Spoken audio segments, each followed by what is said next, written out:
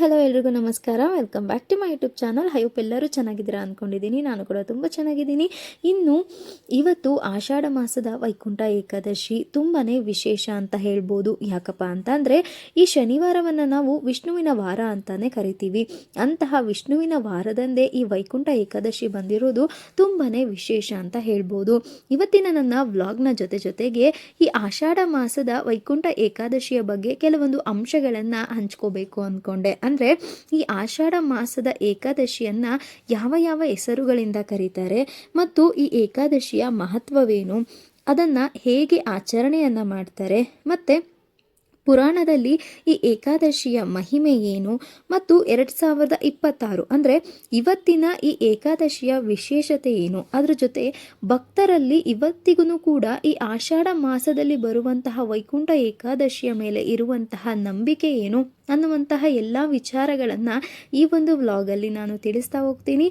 So ಹಾಗಾಗಿ ವಿಡಿಯೋನ skip ಮಾಡದೆ ಪೂರ್ತಿಯಾಗಿ ನೋಡಿ ಆ ವಿಷ್ಣುವಿನ ಕೃಪೆಗೆ ಪಾತ್ರರಾಗಿ ಅಂತ ಕೇಳ್ಕೊತೀನಿ. ಇನ್ನು ಇವತ್ತು ನಾನು ಕೂಡ ಬೆಳಗ್ಗೆ ಬೇಗ ಎದ್ದು ಮನೆ ಕೆಲಸವನ್ನೆಲ್ಲ ಮುಗಿಸಿ ನಾನು ಕೂಡ ಫ್ರೆಶ್ ಅಪ್ ಆಗಿ ದೇವ್ರ ಮನೆಯನ್ನೆಲ್ಲ ಕ್ಲೀನ್ ಮಾಡಿಕೊಂಡೆ. ನೀವು ಕೂಡ ನೋಡಿದ್ದೀರಾ. ಅದರ ಜೊತೆಗೆ ದೇವರ ವಿಗ್ರಹಗಳನ್ನು ಕೂಡ ನಾನು ವಾಶ್ ಮಾಡ್ಕೋತಾ ಇದ್ದೀನಿ. ಪ್ರತಿ ವಾರ ವಾಶ್ ಮಾಡೋದ್ರಿಂದ ಅಷ್ಟೇನು ಕೊಳೆ ಆಗಿರೋದಿಲ್ಲ. ಸೊ ಹಾಗಾಗಿ ಈ ಒಂದು ಕೆಲಸ ಕೂಡ ಬೇಗನೆ ಮುಗಿಯುತ್ತೆ.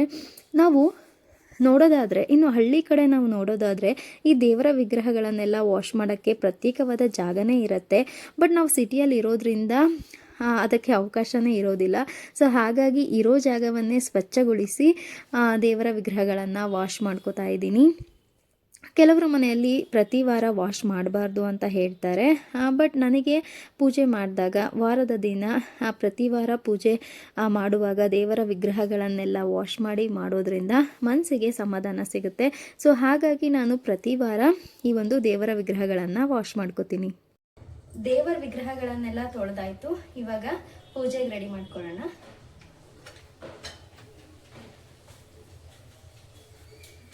ಇನ್ನು ದೇವರ ಮನೆಯೆಲ್ಲ ಕ್ಲೀನ್ ಮಾಡಿ ವಿಗ್ರಹಗಳನ್ನು ವಾಶ್ ಮಾಡ್ಕೊಂಡಾದ್ಮೇಲೆ ಈಗ ಫೋಟೋಗಳನ್ನು ಕೂಡ ಒರೆಸ್ಕೋತಾ ಇದ್ದೀನಿ.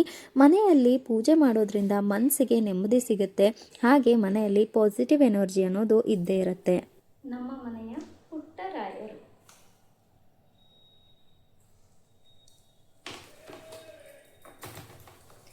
ಮೊದಲಿಗೆ ಈ ಆಷಾಢ ಮಾಸದ ವೈಕುಂಠ ಏಕಾದಶಿಯ ಬಗ್ಗೆ ತಿಳಿಸೋದಾದರೆ, ಸಾಮಾನ್ಯವಾಗಿ ಈ ಆಷಾಢ ಮಾಸದಲ್ಲಿ ಯಾವುದೇ ಶುಭ ಕಾರ್ಯಗಳನ್ನು ಮಾಡೋದಿಲ್ಲ ಅನ್ನೋದು ಎಲ್ರಿಗೂ ಗೊತ್ತಿದೆ.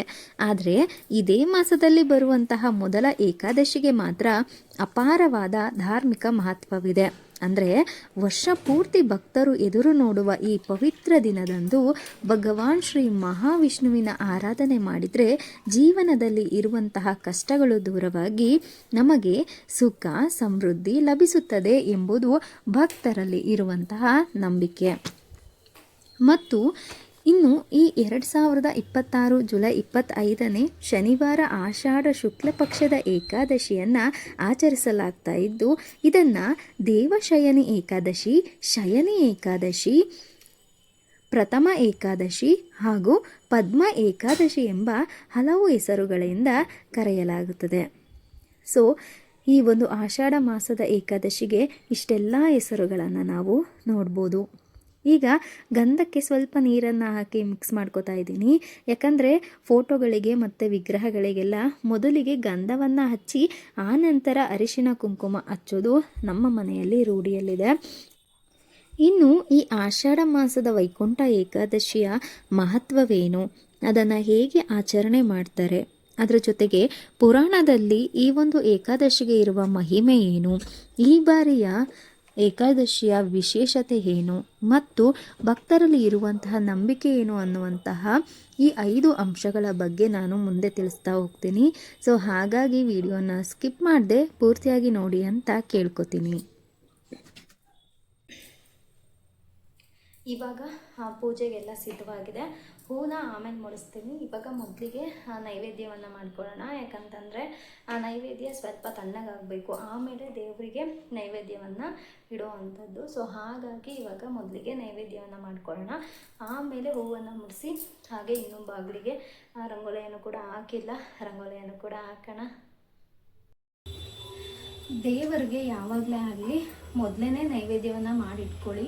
ಯಾಕಂತಂದರೆ ದೇವರಿಗೆ ಸ್ವಲ್ಪ ತಣ್ಣಗಾದ್ಮೇಲೆ ಇಡೋದು ಶ್ರೇಷ್ಠ ಅಂತ ಹೇಳ್ತಾರೆ. ಸೊ ಹಾಗಾಗಿ ಮುಂಚೆನೇ ಮಾಡ್ಕೊಳ್ಳಿ. ನಾನು ಆ್ಯಕ್ಚುಲಿ ಬೆಳಗ್ಗೆನೇ ಮಾಡಬೇಕಾಗಿತ್ತು, ಬಟ್ ನಮ್ಮ ಮನೆಯವ್ರಿನ ಐಟಮ್ ಏನು ತಂದು ಕೊಟ್ಟಿರಲಿಲ್ಲ. ಸೊ ಹಾಗಾಗಿ ಸ್ವಲ್ಪ ಲೇಟ್ ಆಯ್ತು ಅಷ್ಟೇ. ಬಟ್ ನೀವು ದೇವರೆಲ್ಲ ತೊಳೆಯೋದಕ್ಕಿಂತ ಮುಂಚೆನೇ ಮಾಡಿಟ್ಕೊಂಡ್ರೆ ಬೇಗನೆ ತಣ್ಣಗಾಗುತ್ತೆ. ಸೊ ಹಾಗಾಗಿ ನಾನಿವಾಗ ನೈವೇದ್ಯ ಮಾಡಿಕೊಂಡ್ರೆ ಇನ್ನು ಬಾಗಿಲೆಲ್ಲ ತೊಳೆದು ರಂಗೋಲಿ ಹಾಕಿ ದೇವ್ರಿಗೆ ಹೂವೆಲ್ಲ ಹಾಕೋ ಅಷ್ಟರಲ್ಲಿ ತಣ್ಣಗಾಗುತ್ತೆ ಅನ್ನೋ ಕಾರಣಕ್ಕೆ ಇವಾಗ ನಾನು ನೈವೇದ್ಯ ಮಾಡ್ಕೊತಾ ಇದ್ದೀನಿ. ಮತ್ತು ಅದ್ರ ಜೊತೆಗೆ ಸ್ವಲ್ಪ ವೆಜ್ ಪಲಾವ್ ಕೂಡ ಮಾಡ್ಕೋತಾ ಇದ್ದೀನಿ. ನಾನಿವತ್ತು ಒಂದೊತ್ತಿರ್ತೀನಿ, ಪೂರ್ತಿ ಇರೋದಕ್ಕಾಗೋದಿಲ್ಲ. ಸೊ ಹಾಗಾಗಿ ಮಧ್ಯಾಹ್ನದವರೆಗೂ ಇರ್ತೀನಿ. ಬಟ್ ಮನೇಲಿ ನಮ್ಮ ಮನೆಯವ್ರಿಗೆ ಮತ್ತೆ ಇಷ್ಟೊಗೆಲ್ಲ ಬೇಕಲ್ಲ. ಸೊ ಹಾಗಾಗಿ ಸ್ವಲ್ಪ ವೆಜ್ ಪಲಾವನ್ನ ಮಾಡ್ಕೋತಾ ಇದ್ದೀನಿ. ಪ್ರತಿಯೊಬ್ಬರು ಒಂದೊಂದು ರೀತಿಯಾಗಿ ಮಾಡ್ತಾರೆ. ಇವತ್ತು ನಮ್ಮ ಮನೆಯಲ್ಲಿ ನಾನು ಹೇಗೆ ಡಿಫ್ರೆಂಟಾಗಿ ಒಂದು ವೆಜ್ ಪಲಾವ್ ಮಾಡ್ತೀನಿ ಅನ್ನೋದನ್ನು ಕೂಡ ತೋರಿಸ್ಕೊಡ್ತಾ ಇದ್ದೀನಿ. ಈಗ ಮೊದಲಿಗೆ ಕಡಾಯಿ ಕಾದ್ಮೇಲೆ ಅದಕ್ಕೆ ನಾನು 1 ಟೀ ಸ್ಪೂನಷ್ಟು ತುಪ್ಪವನ್ನು ಹಾಕೋತಾ ಇದ್ದೀನಿ. ತುಪ್ಪ ನಿಮಗೆ ಎಷ್ಟು ಬೇಕೋ ಅಷ್ಟು ತುಪ್ಪವನ್ನು ಹಾಕೊಳ್ಳಿ.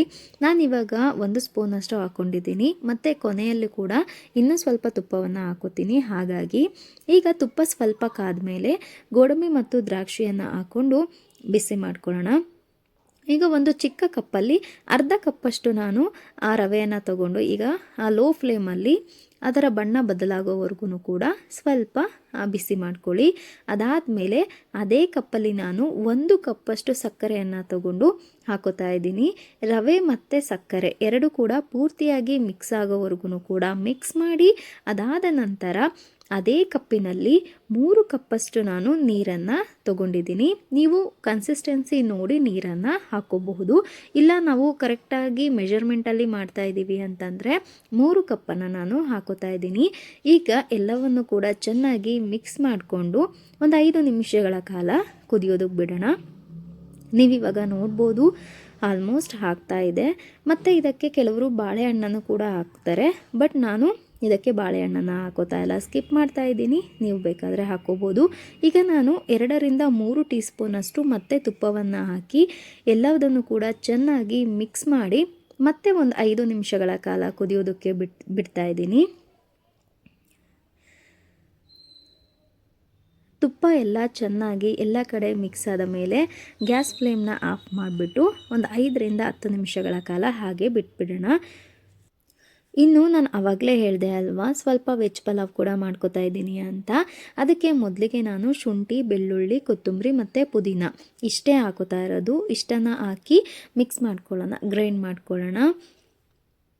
ಸೊ ತುಂಬ ರುಚಿಯಾಗಿರುತ್ತೆ. ನೀವು ಅಂದ್ಕೋಬೋದು ಇಷ್ಟೇನಾ ಗ್ರೈಂಡ್ ಮಾಡ್ಕೊಳ್ಳೋದು ಅಂತ, ಬಟ್ ಸೀರಿಯಸ್ಲಿ ತುಂಬಾ ಚೆನ್ನಾಗಿರುತ್ತೆ. ಈಗ ಕುಕ್ಕರ್ ಕಾದ್ಮೇಲೆ ನಾನು ಎಣ್ಣೆಯನ್ನು ಹಾಕ್ಕೊಂಡು ಸ್ಪೈಸಿ ಐಟಮ್ಗಳ ಜೊತೆಗೆ ಈರುಳ್ಳಿ, ಹಸಿಮೆಣ್ಸಿಕಾಯನ್ನು ಕೂಡ ಹಾಕ್ಕೊಂಡಿದ್ದೀನಿ. ಬಟ್ ಅದು ವಿಡಿಯೋ ರೆಕಾರ್ಡ್ ಆಗ್ತಾ ಇದೆ ಅಂದ್ಕೊಂಡೆ, ಬಟ್ ಸ್ಟಾಪ್ ಆಗಿಬಿಟ್ಟಿತ್ತು. ಬೇಜಾರು ಮಾಡ್ಕೋಬೇಡಿ. ಎಣ್ಣೆ ಕಾದ್ಮೇಲೆ ನಿಮಗೆ ಯಾವ ಸ್ಪೈಸಿ ಐಟಮ್ಗಳು ಬೇಕೋ ಅದನ್ನೆಲ್ಲ ಹಾಕ್ಕೊಂಡು ಅದು ಬಿಸಿ ಆದಮೇಲೆ ಈರುಳ್ಳಿ ಮತ್ತು ಹಸಿಮೆಣಸಿನಕಾಯನ್ನು ಹಾಕ್ಕೊಳ್ಳಿ. ಅದೆಲ್ಲ ಪೂರ್ತಿಯಾಗಿ ಫ್ರೈ ಆದಮೇಲೆ ಒಂದು 4 ದಪ್ಪ ಟೊಮೊಟೊ ಹಣ್ಣನ್ನು ನಾನು ಕಟ್ ಮಾಡ್ಕೊಂಡಿದ್ದೀನಿ. ಟೊಮೊಟೊ ಹಣ್ಣನ್ನು ಹಾಕಿದ ತಕ್ಷಣ ನಾನು 1-1.5 ಸ್ಪೂನಷ್ಟು ಉಪ್ಪನ್ನು ಕೂಡ ಹಾಕೋತಾ ಇದ್ದೀನಿ. ಯಾಕಂದರೆ ಟೊಮೊಟೊ ಬೇಗ ಬೇಯುತ್ತೆ ಅನ್ನೋ ಕಾರಣಕ್ಕೆ. ಟೊಮೊಟೊ ಪೂರ್ತಿಯಾಗಿ ಬೆಂದ ಮೇಲೆ ಈಗ ನಾನು ಕೆಲವೊಂದು ವೆಜಿಟೇಬಲ್ಸ್ಗಳನ್ನು ಹಾಕೋತಾ ಇದ್ದೀನಿ. ನಿಮಗೆ ಯಾವ ವೆಜಿಟೇಬಲ್ಸ್ಗಳು ಬೇಕೋ, ನಿಮಗೆ ಯಾವ ವೆಜಿಟೇಬಲ್ಸ್ಗಳು ಇಷ್ಟನೋ ಆ ಒಂದು ವೆಜಿಟೇಬಲ್ಸ್ಗಳನ್ನು ಕೂಡ ಹಾಕ್ಕೊಂಡು ನೀಟಾಗಿ ಬೇಯೋದಕ್ಕೆ ಬಿಡಿ. ಯಾಕಂತಂದರೆ ಆ ವೆಜಿಟೇಬಲಲ್ಲಿ ಇರುವಂತಹ ಹಸಿ ಸ್ಮೆಲ್ಲು ಹೋಗೋವರೆಗೂ ಕೂಡ ಸ್ವಲ್ಪ ಫ್ರೈ ಮಾಡ್ಕೊಳ್ಳಿ. ಈಗ ರುಬ್ಬಿರುವಂತಹ ಮಸಾಲೆಯನ್ನು ಹಾಕ್ಕೊಂಡು ಒಂದು 5 ನಿಮಿಷಗಳ ಕಾಲ ಬೇಯೋದಕ್ಕೆ ಬಿಟ್ಬಿಡೋಣ. ಮಸಾಲೆ ಪೂರ್ತಿಯಾಗಿ ಬೇಯಬೇಕು, ಆವಾಗಲೇ ಅದು ಪಲಾವು ತುಂಬಾ ಚೆನ್ನಾಗಿ ಬರುತ್ತೆ. ಯಾಕಂತಂದರೆ ಮಸಾಲೆ ತರಕಾರಿ ಜೊತೆ ಮಿಕ್ಸ್ ಆದಾಗ ತರಕಾರಿಯನ್ನು ತಿನ್ನುವಾಗಲೂ ಕೂಡ ಆ ಟೇಸ್ಟು, ಆ ಫ್ಲೇವರು ಹಾಗೇ ಇರುತ್ತೆ. ಸೊ ಹಾಗಾಗಿ ಈಗ ನಾನು ಪೂರ್ತಿಯಾಗಿ ಮಸಾಲೆ ಬೆಂದ ಮೇಲೆ ಈ ಒಂದು ಗ್ಲಾಸಲ್ಲಿ 2 ಲೋಟ ನೀರನ್ನು ಹಾಕೋತಾ ಇದ್ದೀನಿ. ಯಾಕಂತಂದರೆ ನಾನು ಇದರಲ್ಲಿ 1.5 ಗ್ಲಾಸಷ್ಟು ಅಕ್ಕಿಯನ್ನು ತೊಗೊಂಡಿದ್ದೀನಿ. ಈಗ 2 ಗ್ಲಾಸಷ್ಟು ನೀರನ್ನು ಹಾಕ್ಕೊಂಡಿದ್ದೀನಿ. ಆಮೇಲೆ ಸ್ವಲ್ಪ ನೀರನ್ನು ಹಾಕೋತೀನಿ. ನೀರು ಚೆನ್ನಾಗಿ ಕುದ್ದ ಮೇಲೆ 1.5 ಗ್ಲಾಸಷ್ಟು ಅಕ್ಕಿಯನ್ನು ನಾನು ಏನು ತೊಗೊಂಡಿದ್ದೆ ಅಲ್ವಾ, ಅದನ್ನು ಒಂದು 5 ನಿಮಿಷಗಳ ಕಾಲ ನೆನೆಯೋದಕ್ಕೆ ಬಿಟ್ಟಿದ್ದೆ. ನೀರು ಕುದ್ದಾದ ಮೇಲೆ ಈಗ ನಾನು ಅಕ್ಕಿಯನ್ನು ಹಾಕ್ಕೊಂಡು ಚೆನ್ನಾಗಿ ಮಿಕ್ಸ್ ಮಾಡ್ಕೋತಾ ಇದ್ದೀನಿ. ಸೊ ಈ ಟೈಮಲ್ಲಿ ನೀವು ಬೇಕು ಅಂದರೆ ಸ್ವಲ್ಪ ತುಪ್ಪವನ್ನು ಕೂಡ ಹಾಕ್ಕೋಬೋದು, ರುಚಿಯನ್ನು ನೋಡಿ ಉಪ್ಪನ್ನು ಕೂಡ ಹಾಕ್ಕೋಬೋದು. ಈಗ ನಾನು ಆವಾಗಲೇ ಬರೀ 2 ಗ್ಲಾಸಷ್ಟು ನೀರನ್ನು ಹಾಕಿದ್ದೆ ಅಲ್ವಾ, ಮತ್ತು ನಾನು ಕೇವಲ ಒಂದು ಅರ್ಧ ಗ್ಲಾಸಷ್ಟು ನೀರನ್ನು ಹಾಕಿ ಈಗ ವಿಷಲನ್ನು ಮುಚ್ಚುತ್ತಾ ಕುಕ್ಕರನ್ನು ಕ್ಲೋಸ್ ಮಾಡ್ತಾ ಇದ್ದೀನಿ. ಈಗ ನೈವೇದ್ಯಕ್ಕೆ ಪ್ರಸಾದ ಕೂಡ ರೆಡಿ ಆಯಿತು, ಮತ್ತು ಟಿಫನ್ಗೆ ಪಲಾವ್ ಕೂಡ ರೆಡಿ ಆಗ್ತಾ ಇದೆ. ವಿಷಲ್ ಬಂದರೆ ಮುಗೀತು. ದೇವರಿಗೆ ಹೂವನ್ನು ಕಟ್ಟಬೇಕು ಅಂತ ಅನ್ನಿಸ್ತು. ಸೊ ಹಾಗಾಗಿ ಇನ್ನು ನನಗೆ ದೇವರಿಗೆ ಹೂವನ್ನು ಕಟ್ಟೋದು ಅಂದರೆ ತುಂಬಾ ಇಷ್ಟ. ಯಾಕಪ್ಪ ಅಂದರೆ ಇವಾಗ ನಮಗೆ ಎಲ್ಲವುದು ಕೂಡ ರೆಡಿ ಸಿಕ್ಬಿಡುತ್ತೆ, ಯಾವುದೂ ಕೂಡ ತಯಾರಿಸೋ ಆಗಿರೋದಿಲ್ಲ. ಅಟ್ಲೀಸ್ಟ್ ಹೂವನ್ನಾದ್ರೂ ನಾವೇ ಸ್ವತಃ ಕಟ್ಟಿ ದೇವರಿಗೆ ಮುಡಿಸೋದ್ರಿಂದ ಮನಸ್ಸಿಗೆ ತುಂಬಾ ಖುಷಿ ಸಿಗುತ್ತೆ. ಹಾಗಾಗಿ ಯಾವಾಗಲೂ ಅಂತ ಹೇಳಲ್ಲ, ನನಗೆ ಯಾವಾಗ ಹೂವನ್ನು ಕಟ್ಟಿ ದೇವರಿಗೆ ಪೂಜೆ ಮಾಡಬೇಕು ಅಂತ ಅನಿಸುತ್ತೋ ಆ ಬಾರಿಯೆಲ್ಲ ನಾನೇ ಹೂವನ್ನು ಕಟ್ಟಿ ದೇವರಿಗೆ ಮುಡಿಸಿ ನಾನು ಪೂಜೆಯನ್ನು ಮಾಡೋದು. ಇದರಲ್ಲಿ ನನಗೆ ತುಂಬಾ ಖುಷಿ ಸಿಗತ್ತೆ. ಇನ್ನು ಈ ಆಷಾಢ ಮಾಸದ ವೈಕುಂಠ ಏಕಾದಶಿಯ ಮಹತ್ವವೇನು ಅಂತ ತಿಳ್ಕೊಳ್ಳೋದಾದರೆ, ನಮ್ಮ ಸಂಪ್ರದಾಯದ ಪ್ರಕಾರ ಈ ದಿನದಂದು ಭಗವಾನ್ ಶ್ರೀ ವಿಷ್ಣು ಅವರು 4 ತಿಂಗಳುಗಳ ಕಾಲ ಕ್ಷೀರಸಾಗರದಲ್ಲಿ ಯೋಗ ನಿದ್ರೆಗೆ ತೆರಳ್ತಾರಂತೆ. ಅಂದರೆ ಇಡೀ ಬ್ರಹ್ಮಾಂಡವನ್ನು ಕಾಯುವಂತಹ ಶ್ರೀ ವಿಷ್ಣು 4 ತಿಂಗಳುಗಳ ಕಾಲ ಕ್ಷೀರಸಾಗರಕ್ಕೆ ಯೋಗ ನಿದ್ರೆಗೆ ತೆರಳ್ತಾರೆ ಅನ್ನುವಂತಹ ನಂಬಿಕೆ ಇದೆ. ಹಾಗಾದರೆ ಇಡೀ ಬ್ರಹ್ಮಾಂಡವನ್ನು ನೋಡಿಕೊಳ್ಳುವಂತಹ ಜವಾಬ್ದಾರಿ ಹೊತ್ತಿರುವ ಶ್ರೀ ವಿಷ್ಣು 4 ತಿಂಗಳುಗಳ ಕಾಲ ಯೋಗ ನಿದ್ರೆಗೆ ಹೋದರೆ ಈ ಬ್ರಹ್ಮಾಂಡವನ್ನು ಯಾರು ನೋಡ್ಕೋತಾರೆ ಅನ್ನುವಂತಹ ಪ್ರಶ್ನೆಗೆ ಆ ಪರಶಿವನೇ ಉತ್ತರ ನೀಡಬೇಕು. ಯಾಕಂದರೆ ಆ ಸಮಯದಲ್ಲಿ ಇಡೀ ಬ್ರಹ್ಮಾಂಡವನ್ನು 4 ತಿಂಗಳುಗಳ ಕಾಲ ನೋಡಿಕೊಳ್ಳುವಂತಹ ಜವಾಬ್ದಾರಿಯನ್ನು ಪರಶಿವನಿಗೆ ಒಪ್ಪಿಸಿರ್ತಾರಂತೆ. ಇನ್ನು ವೈಷ್ಣವ ಸಂಪ್ರದಾಯದಲ್ಲಿ ಈ ದಿನಕ್ಕೆ ವಿಶೇಷ ಸ್ಥಾನಮಾನವಿದ್ದು ಸಾವಿರಾರು ಭಕ್ತರು ಉಪವಾಸ ಆಚರಿಸಿ ವಿಷ್ಣು ಲಕ್ಷ್ಮೀ ದೇವಿಯ ಆರಾಧನೆ ಮಾಡ್ತಾರೆ. ಇನ್ನು ಈ ದಿನ ವಿಷ್ಣು ಹಾಗೂ ಮಹಾಲಕ್ಷ್ಮಿಯರನ್ನು ಭಕ್ತಿಯಿಂದ ಪೂಜಿಸಿದರೆ ಮನೆಯಲ್ಲಿ ಧನ, ಧಾನ್ಯ, ಐಶ್ವರ್ಯ, ಶಾಂತಿ ಮತ್ತು ಸಮೃದ್ಧಿ ನೆಲೆಸುತ್ತೆ ಎನ್ನುವಂತಹ ನಂಬಿಕೆ ಇನ್ನೂ ಇದೆ. ಹಾಗಾಗಿ ಇದು ಈ ಒಂದು ಆಷಾಢ ಮಾಸದ ವೈಕುಂಠ ಏಕಾದಶಿಯ ಮಹತ್ವ ಅಂತಲೇ ಕರಿಬೋದು. ಇನ್ನು ಇದ್ರ ಜೊತೆಗೆ ಭಕ್ತರು ಹೇಗೆ ಈ ಒಂದು ಆಷಾಢ ಏಕಾದಶಿಯನ್ನು ಆಚರಣೆ ಮಾಡ್ತಾರೆ ಅನ್ನುವಂತಹ ಪ್ರಶ್ನೆಗೆ, ಈ ಆಷಾಢ ಏಕಾದಶಿಯಂದು ಅನೇಕ ಭಕ್ತರು ಉಪವಾಸ ವ್ರತವನ್ನು ಆಚರಿಸ್ತಾರೆ. ದಿನವಿಡೀ ವಿಷ್ಣುವಿನ ನಾಮಸ್ಮರಣೆ ಭಜನೆಯನ್ನು ಮಾಡ್ತಾರೆ.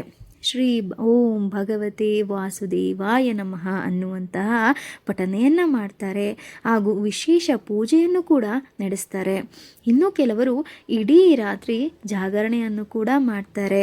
ಮರುದಿನ ದ್ವಾದಶಿಯಂದು ಉಪವಾಸವನ್ನು ಮುಗಿಸಿ ಅವರ ಉಪವಾಸವನ್ನು ಕೈಬಿಡ್ತಾರೆ.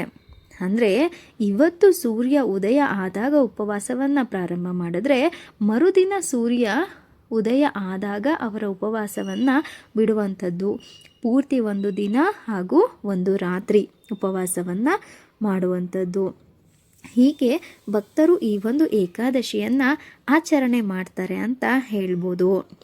ಇನ್ನು ಪುರಾಣದಲ್ಲಿ ಈ ಆಷಾಢ ಏಕಾದಶಿಯ ಮಹಿಮೆಯನ್ನು ನೋಡೋದಾದರೆ, ಒಮ್ಮೆ ರಘುವಂಶದ ರಾಜ ಮಂಡಾತನ ಆಡಳಿತದಲ್ಲಿ ಭೀಕರ ಬರಗಾಲ ಬಂದಿತ್ತಂತೆ. ಆಗ ರಾಜನು ಮಹರ್ಷಿ ಅಂಗೀರಸರನ್ನು ಭೇಟಿಯಾದಾಗ ಆ ಮಹರ್ಷಿಯವರು ತಿಳಿಸ್ತಾರಂತೆ, ನೀವು ನಿಮ್ಮ ಪ್ರಜೆಗಳೊಂದಿಗೆ ಸೇರಿ ಈ ಆಷಾಢ ಏಕಾದಶಿಯ ವ್ರತವನ್ನು ಆಚರಿಸಿದರೆ ನಿಮ್ಮ ಎಲ್ಲ ಕಷ್ಟಗಳು ಬಗೆಹರಿಯುತ್ತೆ ಅಂತ ತಿಳಿಸ್ತಾರಂತೆ. ಆಗ ರಾಜರು ಪ್ರಜೆಗಳೊಂದಿಗೆ ಸೇರಿ ಭಕ್ತಿಯಿಂದ ವ್ರತವನ್ನು ಆಚರಿಸ್ತಾರಂತೆ. ನಂತರ ಉತ್ತಮ ಮಳೆಯಾಗಿ ರಾಜ್ಯ ಮತ್ತೆ ಸಮೃದ್ಧಿಯತ್ತ ಮರಳಿತು ಎಂಬ ನಂಬಿಕೆಗಳು ಕೂಡ ಪುರಾಣಗಳಲ್ಲಿ ಉಲ್ಲೇಖವಾಗಿದೆ. ಆದ್ದರಿಂದ ಈ ವ್ರತವನ್ನು ಸಂಕಷ್ಟ ನಿವಾರಕ ವ್ರತವೆಂದು ಕೂಡ ಭಕ್ತರು ನಂಬುತ್ತಾರೆ. ಇನ್ನು ನಮ್ಮನೆಯ ಪೂಜೆ ಬಗ್ಗೆ ಮಾತಾಡೋದಾದರೆ, ಎಲ್ಲ ಹೂವೆಲ್ಲ ಮುಡಿಸಿದ್ದಾಯಿತು. ಓಕೆ, ಇಷ್ಟೊತ್ತು ಎಲ್ಲ ಕೆಲಸನ ಮುಗಿಸಿ ಫೈನಲಿ ಪೂಜೆ ಮಾಡುವಂತಹ ಸಮಯ ಬಂದೇ ಬಿಡ್ತು. ನೋಡಿ, ನಾನು ಆವಾಗಲೇ ದೇವರಿಗೆ ಪ್ರಸಾದ ಮಾಡಿದ್ದೆ ಅಲ್ವಾ, ಆ ಪ್ರಸಾದನೂ ಇಟ್ಟಿದ್ದೀನಿ. ಅದ್ರ ಜೊತೆಗೆ 1 ಲೋಟ ಹಾಲು ಮತ್ತು ಕೆಲವೊಂದು ಹಣ್ಣುಗಳು. ನಿಮ್ಮ ಮನೆಯಲ್ಲೂ ಅಷ್ಟೇ, ನೀವು ಏನೇ ಹಣ್ಣುಗಳಿದ್ರೂ ಕೂಡ ದೇವರಿಗೆ ಹಾಗೆ ನೈವೇದ್ಯ ಖಂಡಿತ ಮಾಡೋದಕ್ಕೆ ಹೋಗಬೇಡಿ. ಏನಾದರೂ ಪ್ರಸಾದವನ್ನು ಇಟ್ಟು ನೈವೇದ್ಯ ಮಾಡಿ ಪೂಜೆ ಮಾಡೋದ್ರಿಂದ ಇನ್ನೂ ತುಂಬ ಒಳ್ಳೆಯದಾಗುತ್ತೆ ಅಂತ ಹೇಳ್ತಾರೆ. ಹಾಗಾಗಿ ನಾನಿವತ್ತು ಎಷ್ಟು ನೈವೇದ್ಯಕ್ಕಿಟ್ಟು ಪೂಜೆ ಮಾಡ್ತಾ ಇರೋವಂಥದ್ದು. ಪೂಜೆ ಮಾಡೋಣ. ಇನ್ನು ಈ ವರ್ಷದ ಆಷಾಢ ಮಾಸದಲ್ಲಿ ಬಂದಿರುವಂತಹ ವೈಕುಂಠ ಏಕಾದಶಿಯ ವಿಶೇಷತೆ ಏನು ಅಂತ ನೋಡೋದಾದರೆ, ಈ ಒಂದು ಏಕಾದಶಿ ಶನಿವಾರ ಬಂದಿರುವುದು.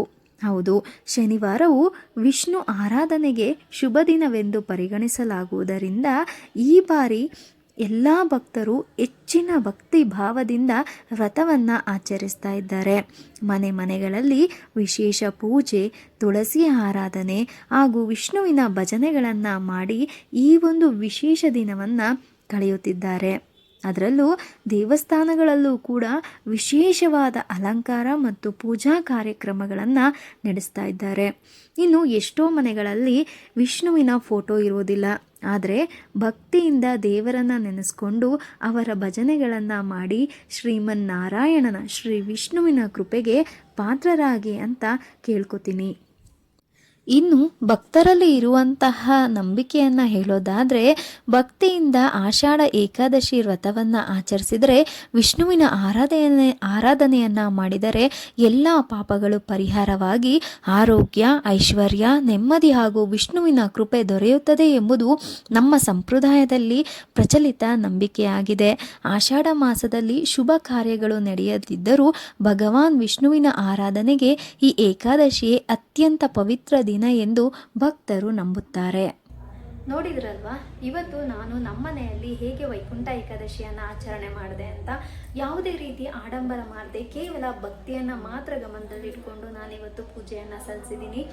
ಹಾಗೆ ಈ ಒಂದು ವಿಡಿಯೋದಲ್ಲಿ ನಾನು ವೈಕುಂಠ ಏಕಾದಶಿಯ ಬಗ್ಗೆ ಕೆಲವೊಂದು ಮಾಹಿತಿಗಳನ್ನು ಕೂಡ ನೀಡಿದ್ದೀನಿ. ಆ ಎಲ್ಲ ಮಾಹಿತಿಗಳು ನಿಮಗೆ ಇಷ್ಟ ಆಗಿದೆ ಅನ್ಕೋತೀನಿ. ಅದ್ರ ಜೊತೆ ಈ ಒಂದು ಆಷಾಢ ಮಾಸದಲ್ಲಿ ಬರುವಂತಹ, ಅದರಲ್ಲೂ ಇವತ್ತು ಶನಿವಾರ ನಾರಾಯಣ ವಾರ ಅಂತಲೂ ಕೂಡ ಕರೀತಾರೆ.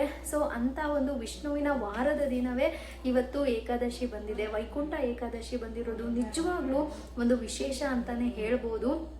ಸೊ ಹಾಗಾಗಿ ಇವತ್ತು ತಪ್ಪದೆ ಎಲ್ಲರೂ ಕೂಡ ಎಲ್ಲರಿಗೂ ಕೂಡ ಒಳ್ಳೆಯದಾಗಲಿ, ಭಕ್ತಿಯಿಂದ ಎಲ್ಲರೂ ಕೂಡ ಪೂಜೆ ಮಾಡಿ, ಹಾಗೆ ಉಪವಾಸ ಮಾಡೋರು ಖಂಡಿತ ಉಪವಾಸ ಮಾಡಿ ನಿಮ್ಮ ಒಂದು ಆಸೆಗಳನ್ನು ದೇವ್ರ ಮುಂದೆ ಇಡಿ. ಆ ದೇವರ ಕೃಪೆಗೆ ಪಾತ್ರರಾಗಿ ನಿಮ್ಮೆಲ್ಲ ಆಸೆಗಳು ಕೂಡ ಈಡೇರಲಿ ಅಂತ ಬೇಡ್ಕೋತೀನಿ.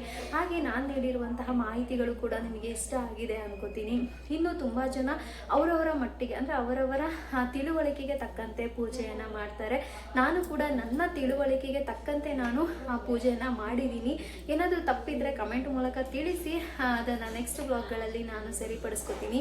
ಹಾಗೆ ಈ ಒಂದು ವ್ಲಾಗ್ ನಿಮಗೆ ಇಷ್ಟ ಆಗಿದ್ರೆ ಪ್ಲೀಸ್ ನನ್ನ ಚಾನಲ್ಗೆ ಸಬ್ಸ್ಕ್ರೈಬ್ ಆಗಿ, ಹಾಗೆ ಈ ಒಂದು ವಿಡಿಯೋಗೆ ಲೈಕ್ ಮಾಡಿ ಅಂತ ಕೇಳ್ಕೊತೀನಿ. ಭಗವಾನ್ ಶ್ರೀಮನ್ ನಾರಾಯಣ ಎಲ್ರಿಗೂ ಕೂಡ ಒಳ್ಳೇದು ಮಾಡಲಿ. ನಾರಾಯಣ ಕೃಪೆಗೆ ಎಲ್ಲರೂ ಕೂಡ ಪಾತ್ರರಾಗಿ ಇವತ್ತು ಏಕಾದಶಿ ನಿಮ್ಮೆಲ್ಲ ಕಷ್ಟಗಳನ್ನು ದೇವ್ರ ಮುಂದೆ ಇಡಿ. ಆ ಎಲ್ಲ ಕಷ್ಟಗಳು ಬಗೆಹರಿಲಿ ಅಂತ ನಾನು ಕೂಡ ದೇವ್ರ ಹತ್ರ ಬೇಡ್ಕೋತೀನಿ. ಹಾಗೆ ಎಲ್ಲರಿಗೂ ಕೂಡ ಒಳ್ಳೇದು ಮಾಡಲಿ, ಸಕಲ ಜೀವ ಜಲರಾಶಿಗಳಿಗೂ ಕೂಡ ಒಳ್ಳೇದು ಮಾಡಲಿ ಅಂತ ಬೇಡ್ಕೋತಾ ಈ ಒಂದು ವ್ಲಾಗನ್ನು ಮುಗಿಸ್ತಾ ಇದ್ದೀನಿ. ಐ ಹೋಪ್ ಈ ಒಂದು ವ್ಲಾಗ್ ನಿಮ್ಗೆ ಇಷ್ಟ ಆಗಿದೆ ಅಂತ ಭಾವಿಸ್ತಾ ಇಲ್ಲಿಗೆ ಒಂದು ವ್ಲಾಗನ್ನು ಮುಗಿಸ್ತಾ ಇದ್ದೀನಿ. Thanks for watching.